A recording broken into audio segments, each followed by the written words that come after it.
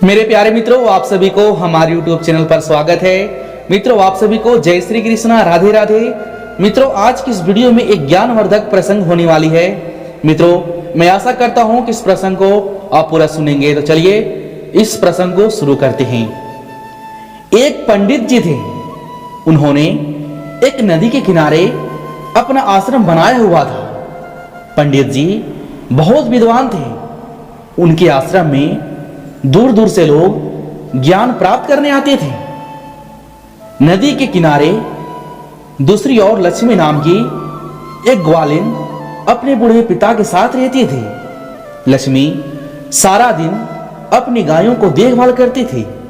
सुबह जल्दी उठकर अपनों गायों को नहलाकर दूध दूहती थी, फिर अपने पिताजी के लिए खाना बनाती।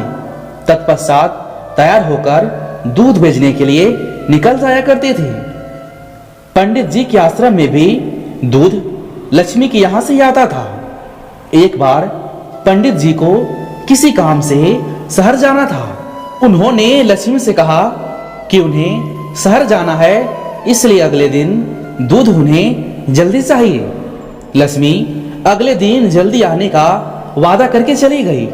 अगले दिन लक्ष्मी ने सुबह जल्दी उठकर अपना सारा काम समाप्त किया और जल्दी से दूध उठाकर आश्रम की तरफ निकल पड़ी।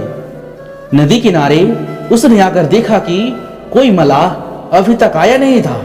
लक्ष्मी बगैर नाव के नदी कैसे पार करती?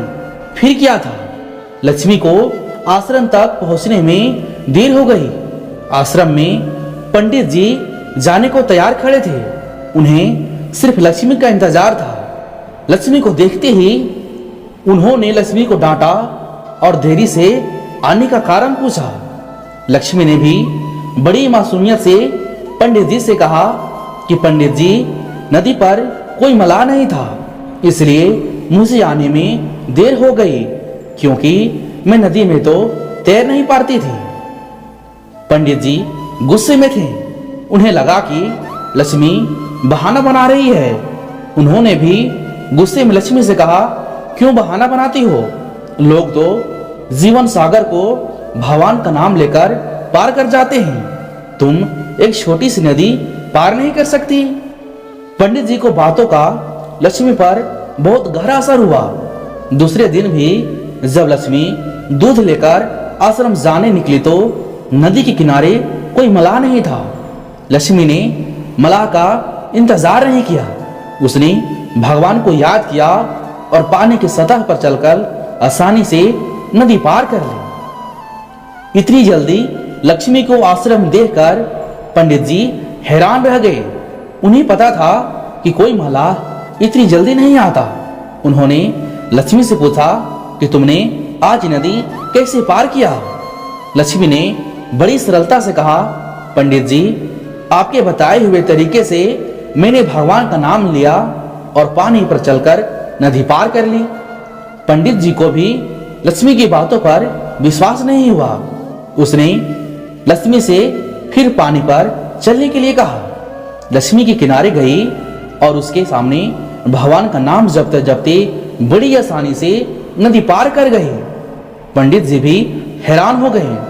उन्होंने भी लक्ष्मी की तरह नदी पार करना चाहिए, पर नदी में उतरते वक्त उनका ध्यान अपनी धोती को गीली होने से बचाने में लगा था।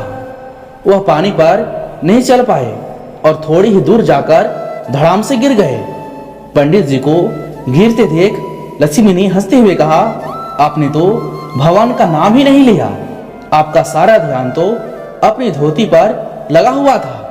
पंडित जी को अपनी गलती का एहसास हुआ। उन्हें अपने ज्ञान पर बड़ा अभिमान था, पर अब उन्होंने जान लिया था कि भगवान को पाने के लिए किसी भी ज्ञान की जरूरत नहीं होती। उसे तो पाने के लिए सिर्फ सच्चे मन से याद करने की जरूरत होती है।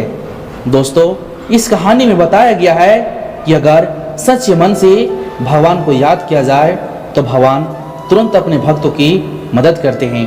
मित्रों, हमेशा भगवान का याद कीजिए, सच्चे मन से याद कीजिए। जितना भी हमारा दुख होता है, दर्द होता है, भगवान एक न एक दिन जरूर हर लेते हैं। मित्रों, इसलिए मैं आशा करता हूँ कि कहानी आप लोगों को अच्छी लगी होगी। तो वीडियो को लाइक करना और चैनल को सब्सक्राइब जरूर करना। जय श्री कृष्णा, राधे राधे।